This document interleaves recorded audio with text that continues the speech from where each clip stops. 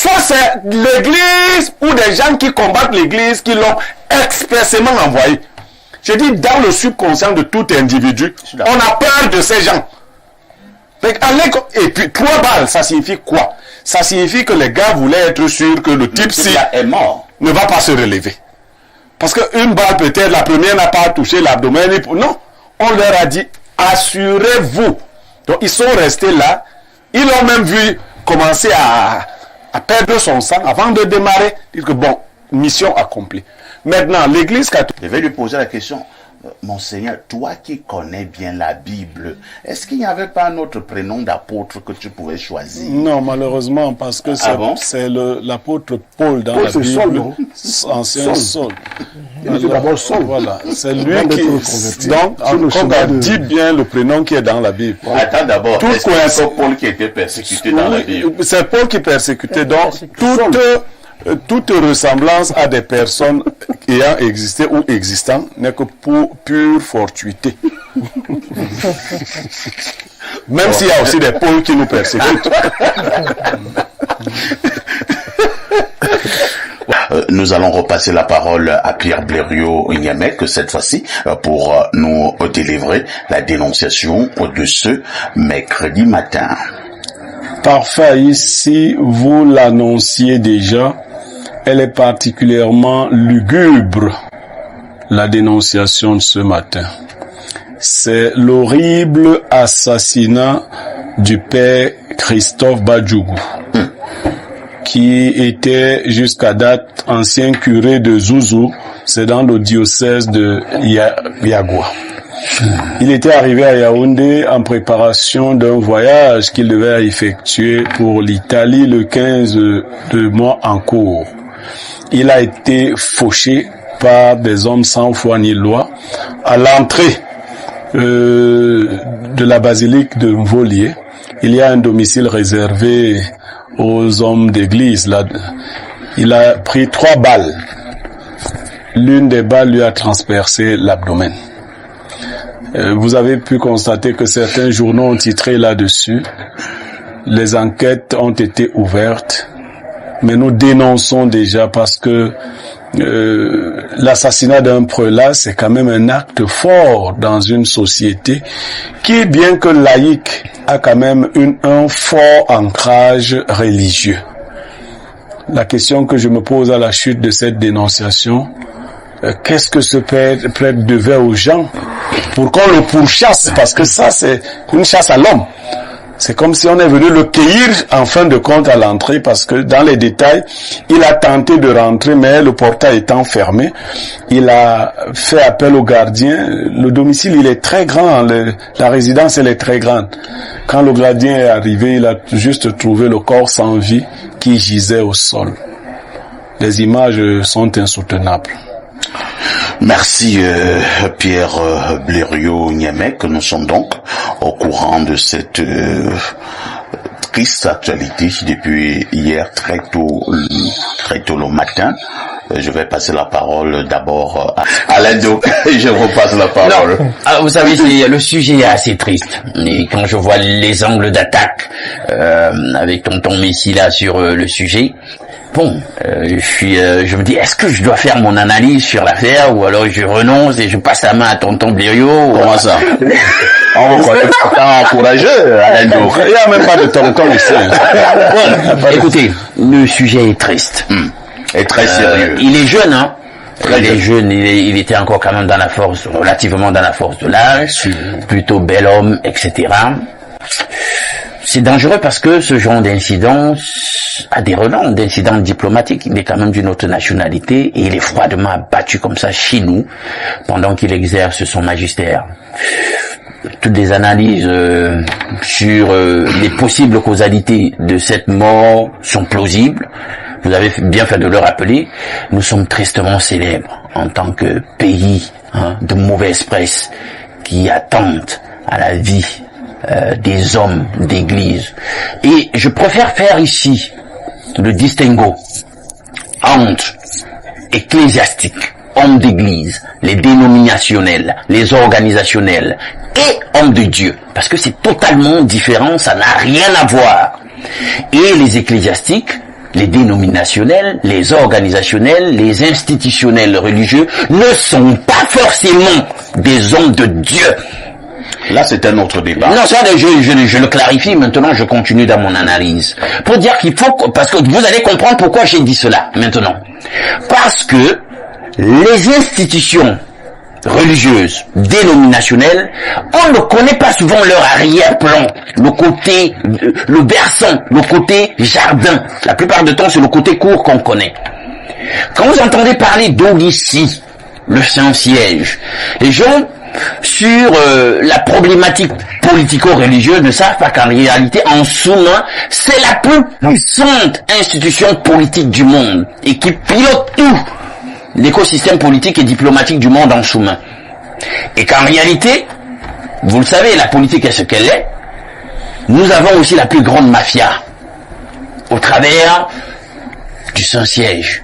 Olicie, parfois vous allez voir des spécialistes sur le sujet, on dit Olicie parce que justement il s'agit de la vision de l'œil, pour l'œil qui contrôle tout.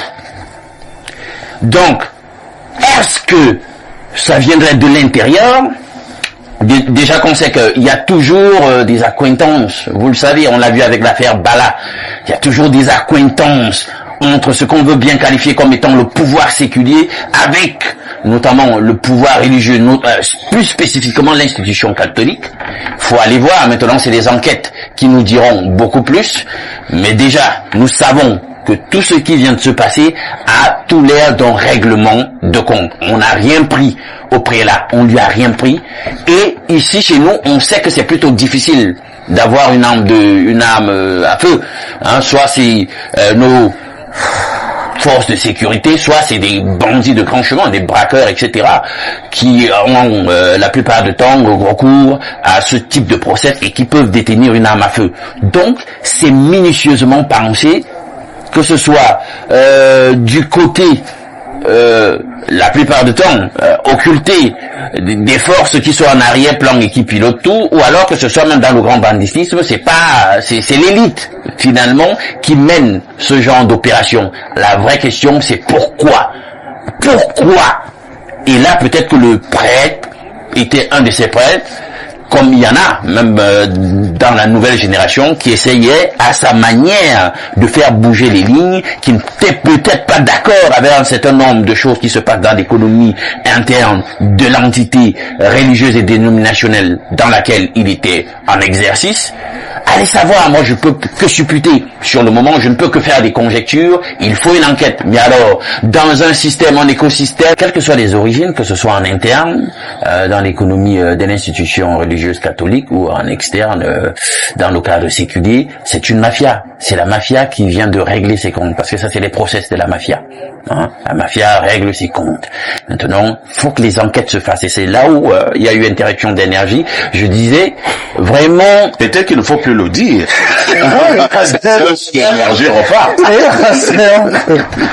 On peut accuser l'autre alors que c'est... Dans un pays qui a pris l'habitude d'être une nation assassine de prélats, de religieux, bon, est-ce qu'on va vraiment aller loin dans l'enquête?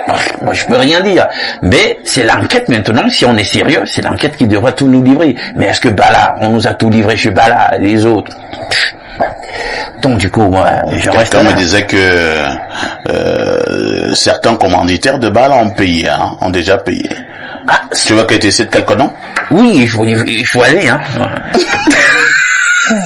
Continue à attendre. Mais là, c'est la prière, Là, c'est la prière qui a fait peut-être qu'on les apporte. Attends que je vous pose la question. Je vais donc passer la parole à Pierre Blériot, que je suis d'accord avec Émile Messi quelque part. C'est un sujet grave. Pour nous, qui avons grandi dans la foi catholique, dans la foi, je ne vais pas dire catholique, la foi chrétienne, voilà, dans la foi chrétienne. Bon, vraiment, les autres vont nous excuser, pour ceux qui ne sont peut-être pas chrétiens croyants. Nous respections les prêtres, globalement les hommes d'église. Vous voyez un peu Blériot. Alors, nous dire que de manière régulière au Cameroun, on assassine un prêtre, on est même allé jusqu'à assassiner tout un évêque. Moi, je me dis quand même que Blériot, on ne doit pas prendre ça comme si c'était une blague. Non. Et cette fois-ci, on vous dit que le dernier prêtre Blériot, qui repasse la parole, a été froidement fusillé à l'entrée d'une maison en Volier. Volier qui est le temple de l'église au Cameroun. Ce sont des symboles. Oui, mais je crois que ce n'est pas en cela que Thierry aurait banalisé la mort du prêtre. Ce que par contre Thierry a fait et que nous condamnons souvent sur Espace Miné, c'est l'amalgame. Parce que moi quand nous dénonçons par exemple qu'un enseignant est maltraité, ne venons pas dire qu'il y a aussi les militaires qui sont maltraités. Ça va faire qu'on ne fasse pas attention à la dénonciation. C'est même ça. Bon, donc, sur le coup, l'église est en deuil. L'église est en deuil.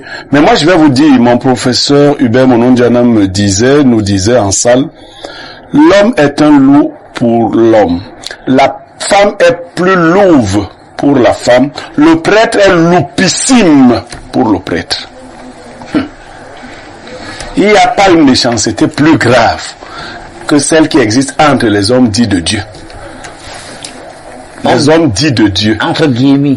Moi, jeune enfant, j'ai vécu ça en Balmayo, qu'on vous dise donc que c'est un autre prêtre qui avait commandité l'assassinat de ses deux collègues prêtres de Balmayo à l'époque. Parce qu'ils aspiraient à la charge d'évêque. Il a fait donc son petit calcul imbécile parce que vraiment parfois ici il y a des calculs qui sont tellement idiots. Vous êtes 3 préposés à un poste. Tu te dis, si j'assassine Alain Dour et parfait, je serai le DG. Mais tu ne réfléchis pas que, on va se dire que, voilà les 3 qui étaient en liste. Pourquoi il ne reste que 3? Comment les 2 là ont été assassinés, il ne reste que Niémé. Et c'est ce qui est arrivé.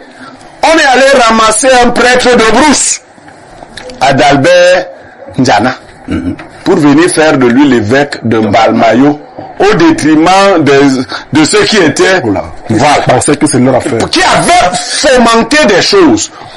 Et je vous assure, ils avaient assassiné, l'un des 2 prêtres était expert en arts martiaux. On avait donné les informations aux assassins en leur disant que tel est très fort. Donc les gars sont allés avec les macettes à Pafa ici. Macettes. Ils ont cassé les mains du prêtre. C'était dans une sauvagerie inexplicable. Le gars s'est battu parce que nous on a assisté à la reconstitution des faits. Le gars s'est battu et le diable a eu raison de lui. Voici, le diable a encore eu raison parce que le diable habite à l'intérieur de l'église. Ah bon? Oui, je vais vous dire, même le bandit le plus fou ne peut pas facilement s'attaquer à un prêtre. Hein. C'est-à-dire que quand quelqu'un s'attaque à un prêtre, soit il était dans un état très avancé, il n'a pas su que c'est un prêtre, soit c'est l'église ou des gens qui combattent l'église qui l'ont expressément envoyé.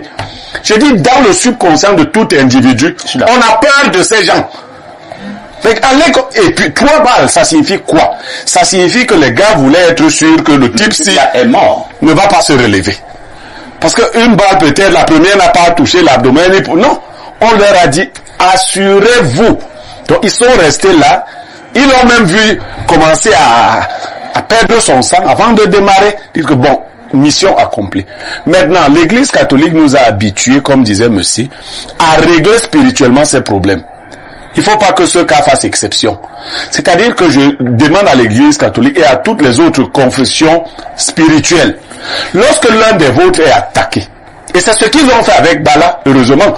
Parce que vous savez, certains pontes du régime et de l'église, s'ils étaient arrivés avant, au lieu de la découverte de Bala, auraient empêché le travail qui a été fait sur Bala. Ah bon? Oui, moi là je parle de spiritualité. Ceux qui sont arrivés les premiers, avec à la tête Monseigneur Cléda, ont dit faisons ce que nous savons. C'est tout. Et j'espère que sur le corps de ce prêtre, on a fait ce qu'on sait. C'est-à-dire travailler ce corps de telle sorte qu'il pourchasse les commanditaires et les exécutants. Qu'il les pourchasse parce que Bala a pourchassé les gens dans ce pays. Oui. Les gens ont fui leur domicile. Les gens sont partis. Bala ne les trouvait pas. C'est comme ça qu'on doit résoudre ces problèmes. Parce qu'on doit quand même du respect à ces personnes-là. À tous les êtres humains, mais spécialement quand même Si on peut assassiner, vous savez, on ne s'assassine pas les policiers n'importe comment. Vous savez pourquoi, non? Parce qu'un Barganguélé va demander en Caravute qu'on lui ramène l'assassin de ses policiers. Voilà. Merci, hein.